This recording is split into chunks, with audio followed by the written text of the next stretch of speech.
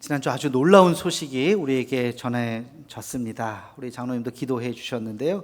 우리나라의 한강, 사람 이름이에요. 한강이. 요즘에 한강이 무슨 일이 있어? 한강 하니까.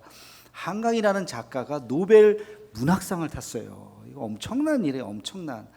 이거는 참 있을 수 없는, 본인도 놀랬고.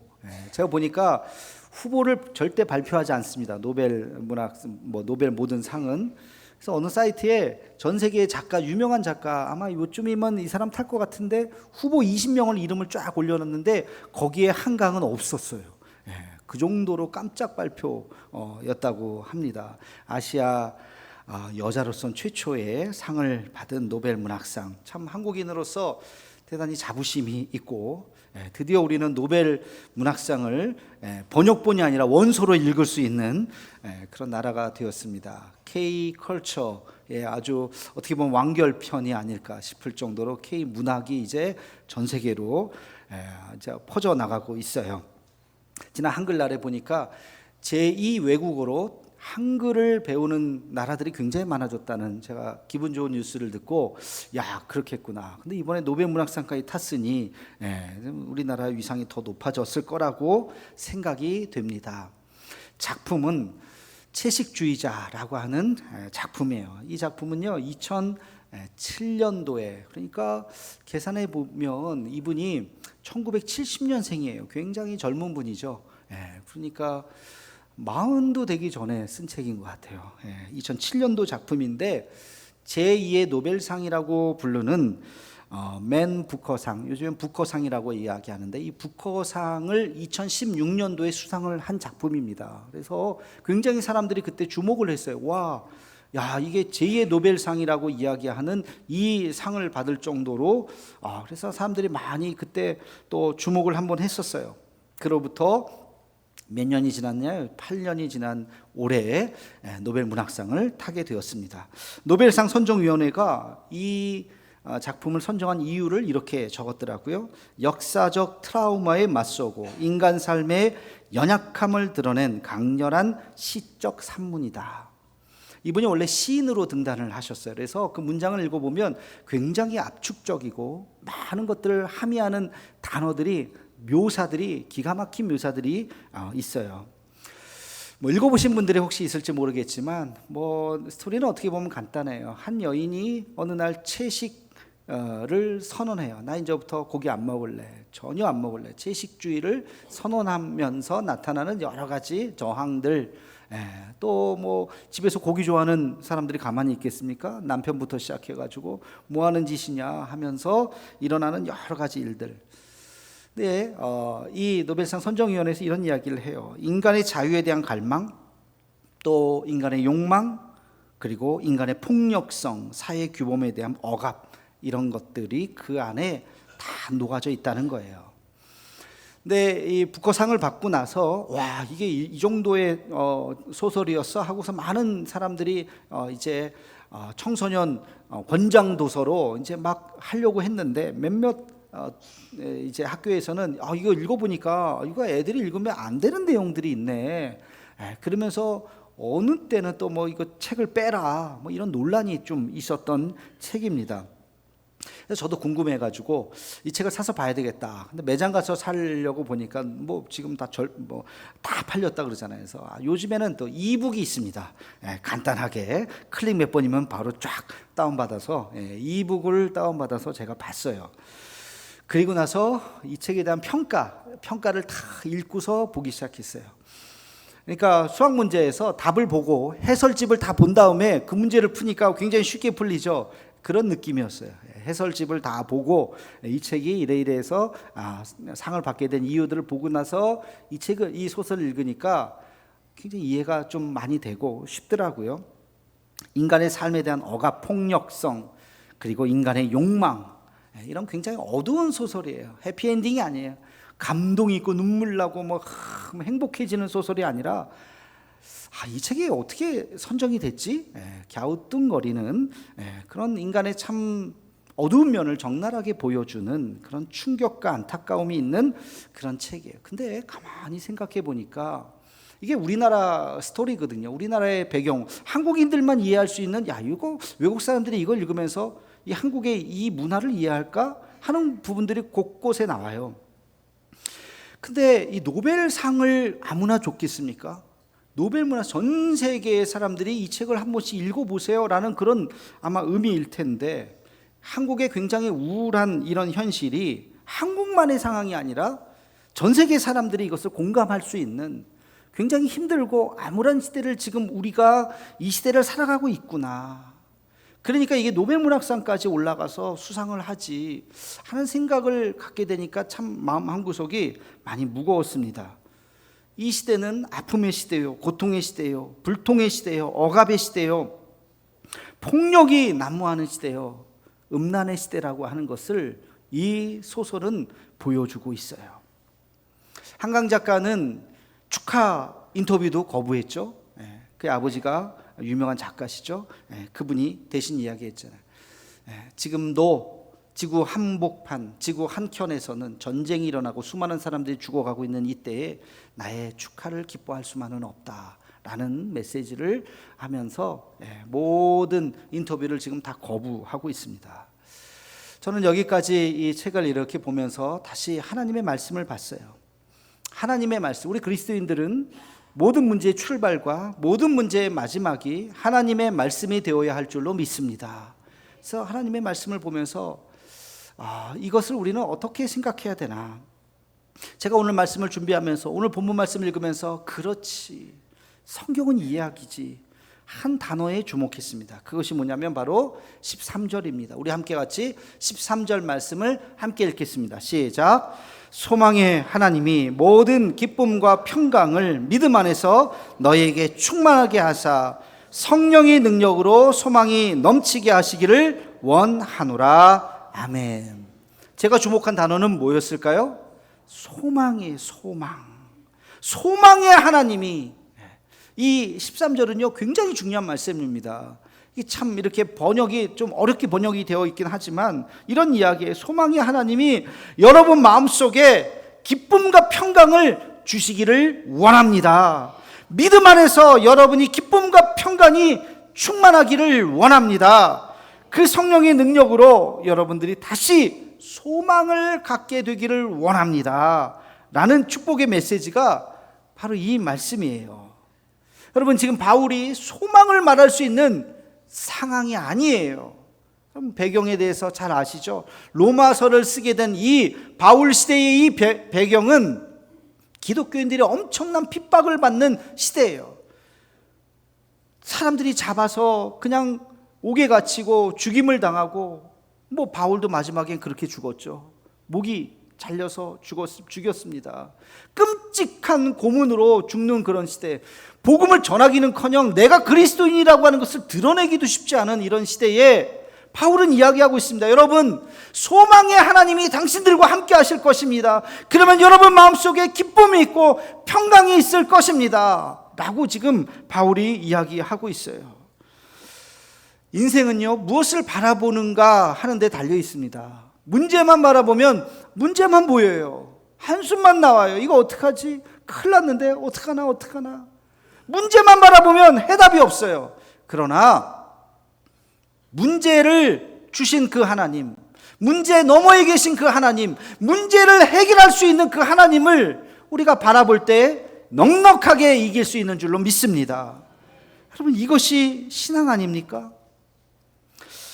이 한강 작가의 이 작품을 보면서 이 시대는 억압과 폭력과 개인의 자유가 수용되지 않는 이 시대에 여성에 대한 착취, 성적 착취, 또 성적인 문란함, 음란함이 있는 그 시대를 아주 날카롭게 꼬집었어요. 그리고 이 노벨 문학상을 주기로 작정한 사람들의 마음속에도 그렇지, 이 시대가 이런 시대지라고 공감을 했다는 것입니다. 지금 지구 한쪽 편 여전히 전쟁 중에 있고 오늘도 수많은 사람이 두려움 속에서 죽어가고 있을 거예요. 여러분, 그런 상황 속에서 우리는 성경을 바라봐야 됩니다. 우리는 절망만 바라봐서는 안 되고 성경이 말하는 그 단어에 우리는 관심을 가져야 돼요. 이것이 바로 신앙의 위대함인 줄로 믿습니다. 우리의 현실은 어렵지만, 그러나 이 현실을 우리가 벗어나서 위대한 하나님을 바라볼 수 있는 믿음이 있기를 주님의 이름으로 축원합니다. 절망을 말하는 것이 아니라 여러분 소망을 말해야 됩니다. 그래서 오늘 말씀의 제목을 제가 뭐라 그랬어요? 소망주의자. 그 소설을 패러디한 거예요. 소설 채식주의자를 조금 다르게 해서 소망주의자. 딱 제목을 보면서 눈치를 채야 돼. 소망이 있어요. 어떤 상황 속에서도 우리가 소망을 잃지 않겠다. 그런데 우리가 어떤 상황 속에서도 우리가 소망을 잃지 않기 위해서는 다시 말하면 소망주의자가 되기 위한 두 가지 조건이 있더라고요. 제가 그것을 오늘 말씀 속에서 찾았습니다. 우리 함께 같이 7절 말씀을 읽겠습니다. 시작. 그러므로 그리스도께서 우리를 받아 하나님께 영광을 돌리심 같이 너희도 서로 받으라. 아멘. 얼마나 중요한 말씀인지 몰라요. 여러분 소망주의자의 첫 번째 조건 7절에 어떻게 하라고요? 너희도 서로 받으라. 받으라는 게 뭐예요? 서로 받으라는 게 뭐예요? 뭘 받아요? 서로 수용하라는 거예요. 서로 품으라는 거예요. 서로 끌어안으라는 거예요. 용납하라는 것입니다. 용서하라는 거예요. 그 근거가 있죠? 그리스도께서 우리를 받아 하나님께 영광을 돌리신 같이 그리스도께서 우리를 받으셨다고요. 우리가 누군데요?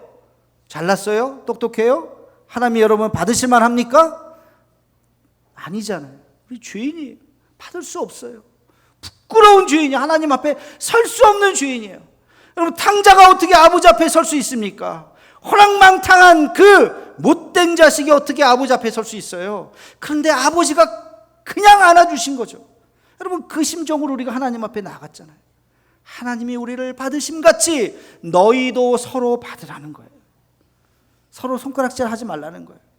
여러분 한 사람과 한 사람 이렇게 보면 다른 거 생각하면요 우리가 하나가 될 수 없어요. 아유 남자 여자 다른 거 생각하면 그 어떻게 하나가 될 수 있겠습니까? 성경에도 보면 유대인과 헬라인이 서로 적대시하잖아요. 서로 손가락질 이방인이고 서로 그냥 아주 못 잡아먹어서 안달이죠. 주인과 종이 어떻게 하나가 될 수 있습니까? 남자와 여자가 어떻게 하나가 될 수 있겠어요? 요즘은 가진 자와 갖지 못한 자들이 어떻게 하나가 될 수 있겠어요? 그런데 하나가 되라는 거예요. 우리가 함께 같이 품을 때에 그 안에서 우리는 미래를 바라볼 수 있습니다. 그 안에서 우리는 꿈을 꿀 수 있고 소망을 바라볼 수 있는 줄로 믿습니다. 여러분 남자와 여자가 어떻게 하나가 될 수 있을까? 서로 손가락질 하지 말고 노인과 젊은이가 어떻게 하나가 될 수 있을까? 다른 거 생각하면 하나가 될 수 없어요. 같은 거 생각하자고요. 같은 거. 인간이잖아요, 같이. 저와 여러분이 다른 걸 생각하면 얼마나 달라요. 죄송하지만 저는 경상도 사람이 아니잖아요. 그렇죠? 그냥 대도교에 오려고 처음 경상도 온 거예요. 그 여러분하고 저하고 뭐 나이도 다르고 뭐 살아온 배경도 다르고 다 다르죠. 그럼에도 불구하고 제가 여러분 앞에 설 수 있고 여러분이 저를 받아들일 수 있는 것은 우리 안에 공통점이 있잖아요. 그게 뭐예요? 공통점이 뭐예요? 예수 그리스도. 제 안에 예수님이 계십니다. 여러분 속에 예수님이 계십니까? 아멘이 안 나와요. 다시 묻겠습니다. 여러분 속에 예수님이 계십니까? 아멘. 예수님 안에서 한 피 받은 한 형제이기 때문에 제가 여러분 앞에 설 수 있고 여러분이 저를 목사로 인정해 주시는 거죠. 여러분 예수님 안에 있기 때문에 우리가 하나가 될 수 있는 거예요. 예수님이 아니라면 저는 그냥 지나가는 아저씨예요. 그죠? 저도 여러분은 그냥 지나가는 할머니, 지나가는 아줌마 아저씨죠. 무슨 차이가 있겠어요? 예수님 안에서 우리는 하나가 될 수 있는 거예요. 어떤 분이 그래요. 저한테 와서 가끔 그렇게 얘기해요. 목사님 내년에는요 좀 셀을 좀 다른 데로 옮겨주세요. 저 사람을 옮기든지 나를 옮기든지 좀 찢었으면 좋겠어요. 너무 세대 차이가 너무 수준 차이가 나요. 너무 그래요. 한편으로는 이해가 되지만 또 한편으로는 마음이 씁쓸해요. 차이가 나면 얼마나 난다고 그거 못 봤나? 공통점을 좀 찾아서 함께 할 수는 없을까? 그렇게 아니다 이 사람하고 나랑 뭐 틀리니까 헤어져. 또 다른 사람은 이 사람하고 나와도 이게 안 맞네 헤어져. 그러면 뭐가 누구랑 같이 할 수 있겠습니까? 잘 되는 교회가 있고 잘 안 되는 교회가 있겠죠? 찾아보면 잘 되는 교회는 왜 잘 될까? 한 가지, 하나가 되는 거예요. 하나. 수많은 차이점에도 단 하나의 공통점, 예수 그리스도 안에서 우리는 하나입니다 라고 하는 그 공통적으로 하나로 모이는 거예요. 그러나 잘 안 되는 교회는 아유 이것도 달라, 이거 저것도 달라, 뭐 음식 식당 가도 다 서로 먹고 싶은 게 다 달라. 그러니까 그냥 헤어지면 좋겠어요. 망하는 거예요. 그럼 안 돼요. 여러분, 에베소서의 말씀을 기억했으면 좋겠습니다. 에베소서 4장 3절 말씀입니다. 우리 함께 같이 읽겠습니다. 시작. 평안에 매는 줄로 성령의 하나 되게 하신 것을 힘써 지키라. 아멘. 누가 하나 되게 하셨다고요? 성령이 하나 되게 하셨다고요. 내 안에 성령님이 계시고 여러분 속에 성령님이 계시다면 우리는 하나가 될 수밖에 없어요. 그리고 이것을 힘써 지켜야 됩니다. 그러면서 바울은 계속 얘기해요. 우리는 하나입니다. 우리 4절에서 6절까지 우리 같이 함께 읽겠습니다. 시작. 몸이 하나이요 성령이 하나이니 이와 같이 너희가 부르심의 한 소망 안에서 부르심을 입었느니라. 주도 하나이요 믿음도 하나이요 세례도 하나이니 하나님도 하나이시니 곧 만유의 아버지시라. 만유 위에 계시고 만유를 통일하시고 만유 가운데 계시도다. 아멘. 하나라는 것을 지금 얼마나 강조합니까? 우리가 주의 몸 안에 있는 것처럼 하나입니다. 믿음도 하나입니다. 세례도 하나입니다. 부르심도 하나예요. 우리가 같은 곳을 바라보고 있잖아요. 그러면서 우리가 하나가 될 때 우리는 놀라운 능력을 발휘할 수 있습니다 라고 이야기하는 거예요. 저를 목사로 삼아주셔서 너무나도 감사해요. 제가 어느 날 식당 갔더니 어떤 아이가 저한테 아저씨 그것 좀 뭐 좀 하나 주세요 그랬어. 그래서 내가 아저씨란 말 들으니까 새삼스러워. 그래. 그렇죠, 아저씨지. 우리가 예수님이 우리 안에 없다면 여러분 다 아줌마 아저씨예요. 우리 지나가는 할머니예요.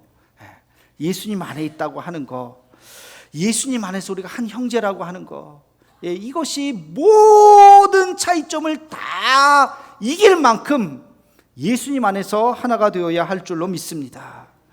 여러분, 우리가 함께 눈물 흘릴 수 있고 함께 기뻐할 수 있는 이유, 내 안에 있는 예수님, 여러분 속에 있는 예수님, 서로 안에 있는 예수님이 하나이기 때문에 그런 줄로 믿습니다. 여러분, 우리가 믿음 안에서 하나가 될 때 우리는 같은 곳을 바라볼 수 있어요. 같은 소망을 품을 수 있어요. 소망주의자가 될 수 있는 줄로 믿습니다. 그런 우리 대도교회가 되기를 주님의 이름으로 축원합니다. 자, 두 번째 소망주의자의 조건, 우리 13절 말씀을 다시 함께 읽겠습니다. 시작. 소망의 하나님이 모든 기쁨과 평강을 믿음 안에서 너희에게 충만하게 하사 성령의 능력으로 소망이 넘치게 하시기를 원하노라. 아멘. 굉장히 중요한 말씀인데 한번 읽고 이거 잘 몰라야겠어요. 제가 제 나름대로 이걸 다시 한번 좀 번역을 했습니다. 이런 뜻이에요. 하나님이 우리의 소망이 되신다는 것은 성령께서 우리에게 어떤 상황 속에서도, 이게 중요해요. 어떤 상황 속에서도, 절망과 고난과 역경과 어떤 상황 속에서도 하나님이 우리에게 무엇을, 기쁨과 평안을 주신다는 것입니다. 그렇기 때문에 주님이 우리의 소망이라는 거예요. 믿음이 있다면, 우리에게 믿음이 있다면 이것이 가능합니다. 우리에게 믿음이 있다면 우리에게 소망이 있다는 뜻이요, 우리에게 소망이 있다면 우리에게 기쁨과 평강이 있다는 것입니다. 여러분 믿으십니까? 아멘. 아멘. 여러분, 우리에게 믿음이 있다면 소망을 잃어버리면 안 돼요. 우리 안에 기쁨이 있어야 돼요. 우리 안에 평강이 있어야 됩니다. 혹시 지금 여러분 중에 두려움이 있으십니까? 미래에 대한 불안함이 있으십니까? 여러 가지 근심 걱정이 있으십니까? 다 떨쳐버려야 돼요. 우리의 삶이 우울하지만 우울한 채로 있어서는 안 돼요. 그것을 이겨내야 돼요. 채식주의자 이 책을 읽으면서 처음부터까지 우울해요. 우울한 느낌이에요. 동감도 되고 공감도 되는데 참 뭔가 반전이 없어요. 한 여인의 결국엔 어떤 비극으로 끝나요. 사회적 살인이라고 그러더라고요. 사회적 살인. 실제로 막 자살 기도도 하고 결국엔 막 정신병원에 끌려가기도 하고 막 그러면서 미친 짓을 하고 사회적 살인을 이야기하고 있어요. 우리의 현실은 이렇게 끝내서는 안 돼요. 왜? 우린 예수 믿는 사람이잖아요. 우리에게는 소망을 이야기할 수 있어야 됩니다. 여러분 혹시 가난하십니까? 물질적으로 어려우십니까? 그럼에도 불구하고 소망을 품으시기를 주의 이름으로 축원합니다. 제 인생의 여정 가운데 가난한 시절이 있었어요. 저도 가난을 압니다. 가난이 얼마나 두렵다고 하는 것도 알아요. 제가 고등학교 때 한 번은 학교 선생님이 저를 불러요. 왜 부르는가 봤더니 너 공과금 안 냈다. 벌써 밀려있다. 몇 달 됐다. 어떻게 됐니? 하면서 그래도 그 선생님이 참 인격적이에요. 나를 이렇게 공개적으로 얘기하지 않고 저를 이렇게 불러다가 얘기를 해서 제가 참 그렇게 힘들게 뭐 대학 등록금이 아니라 고등학교 때도 그렇게 살았던 경험이 있습니다. 제 고등학교 기억의 한 편은 굉장히 우울했어요. 가정 형편적으로. 그러나 저는 그때 예수님을 만났어요. 그때 예수님 만나서 교회 오니까 너무나도 기쁘고 행복한 거예요. 찬송 부르면 무아지경이에요. 이 찬송의 가사가 다 나의 신앙 고백이에요. 그래서 제 고등학교 때의 기억은 너무 행복한 기억이에요. 예수님으로 인해서 너무 기쁜 기억이 훨씬 더 많습니다. 그럼 시험에 떨어져서 낙심하고 절망하십니까? 그래도 소망을 품으시기를 주님의 이름으로 축원합니다. 저도 많이 떨어져 봤어요. 또 1년 기다리고 또 1년 기다리고 또 1년 기다리고 그 시간들 그 순간은 참 힘들었는데 지나고 놓고 보니까 얼마나 아름다운 시간인지 몰라요. 나를 더 단단하게 만드는 시간인지 몰라요. 여러분 우리가 큰 미래를 바라보면서 하나님이 나와 함께 하신다면 내가 견딜 수 있나이다 이 믿음 가지고 나아가기를 주의 이름으로 축원합니다. 여러분 몸이 혹시 병드셨습니까? 힘드십니까? 그러나 여러분 죽음, 사망 권세를 이기신 우리 주님을 바라보시기를 주님의 이름으로 축원합니다. 제가 언젠가 말씀드렸잖아요. 우리가 죽어도 할렐루야. 왜? 죽으면 어디 가요? 여러분 죽으면 어디 가요? 천국 가요. 믿으시면 아멘 하시기를 바랍니다. 아멘. 죽으면 감사해요. 이 땅보다 더 좋은 곳에 가니까. 할렐루야. 그런데 뭐가 두렵습니까? 하나님이 낫게 해주시면 내가 그 건강 가지고 더 주를 위해서 일할 것이요. 만약에 낫지 않으면 내 인생 여기까지구나. 감사합니다 주님. 라고 말할 수 있는 것이죠. 여러분 우리가 어떠한 형편에든지 소망을 말할 수 있는 근거 두 가지. 첫째는 예수님이 십자가에서 이미 승리하셨기 때문에, 그리고 또 한 가지는 우리가 그 예수님을 믿는 믿음이 있기 때문에 우리는 소망을 말할 수 있는 줄로 믿습니다. 아브라함이 75세에 본토 친척 아비집을 떠났어요. 이건 자살행위예요. 그 나이에 식구들을 데리고 광야로 나간다? 이건 언제 죽을지 모르는 거예요. 짐승의 때, 도적 때들에 의해서 다 죽을 수밖에 없지만 주의 말씀을 붙잡고 그 하나님이 가라 하시는 그곳까지 그가 떠날 수 있었던 것입니다. 요셉이 애굽에 종살이 하면서 아침에 일어날 때마다 무슨 생각했겠습니까? 한숨 쉬면서 아휴 오늘 또 무슨 일을 하나, 오늘은 또 얼마나 욕을 먹을까, 얼마나 채찍에 맞을까. 아마 그랬으면 아마 병 걸려서 죽었을 거예요. 요셉은 그러지 않았어요. 아침에 떠오르는 태양을 보면서 주님 오늘도 나와 함께 하시지요. 성경에 보면 하나님이 요셉과 함께 하심에 그가 하나님과 함께 했기 때문에 하루하루를 힘차게 살았고 애굽의 총리까지 올라갈 수 있었던 것입니다. 여러분 바울이 그 핍박과 그 고난 속에서 여전히 오늘 말씀에 보면 소망의 하나님을 이야기하잖아요. 수많은 사람들이 잡혀가고 죽고 하는 그런 상황 속에서 아닙니다. 절망하지 마십시오. 우리에겐 하나님이 계십니다. 우리에겐 영원한 나라가 있습니다. 여러분 소망을 가지십시오 라고 지금 바울은 이야기하고 있어요. 어떤 상황 속에서도 여러분 절망하지 말고 우리 주님을 붙잡아 주시기를 주의 이름으로 축원합니다. 소망주의자가 돼요. 소망주의자. 그렇지, 내 형편이 어떠하든지 아니야, 나는 소망을 붙잡을 거야. 왜? 우리 주님이 계시기 때문에 나는 이길 수 있어. 이 믿음을 가져야 합니다. 이런 이야기가 있어요. 1961년 뉴욕의 한 흑인 빈민가 학교에 폴이라고 하는 선생님이 부임을 하셨어요. 흑인 아이들 공부도 안 하고 학교도 나오지도 않고, 나오면 싸움박질이나 하고 남의 물건 막 훔쳐가기나 하고, 심지어는 어떤 아이는 막 마약하고 있고. 야, 내가 이 학교에 와서 이 아이들 이거 어떻게 가르치나. 한심스러운 거예요. 근데 이 아이들을 가만히 관찰을 했더니 한 가지 특징이 있는데 작은 것 하나도 미신같이 뭐 이렇게 믿어요. 미신 같은 걸 막 믿는 거예요. 그래서 이 선생님이 아이들을 모아놓고 그랬어요. 얘들아, 선생님에게는 하나의 능력이 있는데 손금을 잘 보는 건다. 그러니까 애들이 눈이 동그래요. 손금이요. 선생님이 지금까지 손금 봐갖고 그대로 안 된 사람이 없어. 그랬더니 아이들이 그래요? 제 손금 좀 봐주세요. 제 손금 좀. 일로 와봐, 일로 와봐. 야, 너 운동 잘하지? 운동 좀 너 유명한 운동선수 되겠는데? 그러니까 애들, 그래요? 왜 너 운동 열심히 해라. 저는요, 야, 너는 부자가 되겠다. 너 사업가 될 기질이다. 야, 너 부자가 될 것 같다. 신나요. 어떤 아이 손금을 보더만, 야, 너는 뉴욕의 주지사가 될 것 같아.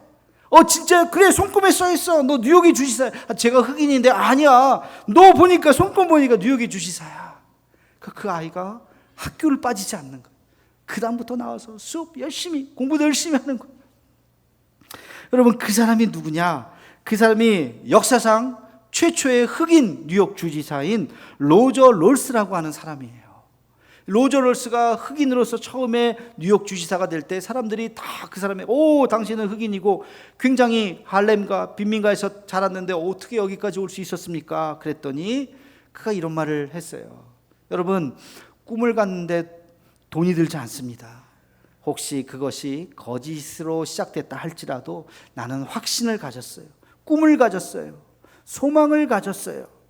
내가 주지사가 된 것은 나에게 그 꿈을 심어주었던 우리의 사랑하는 선생님 피어 폴 선생님 덕분입니다 라고 이야기를 했다고 합니다. 여러분, 우리의 현실이 암담할 수 있어요. 그러나 소망을 잃지 말아야 돼요.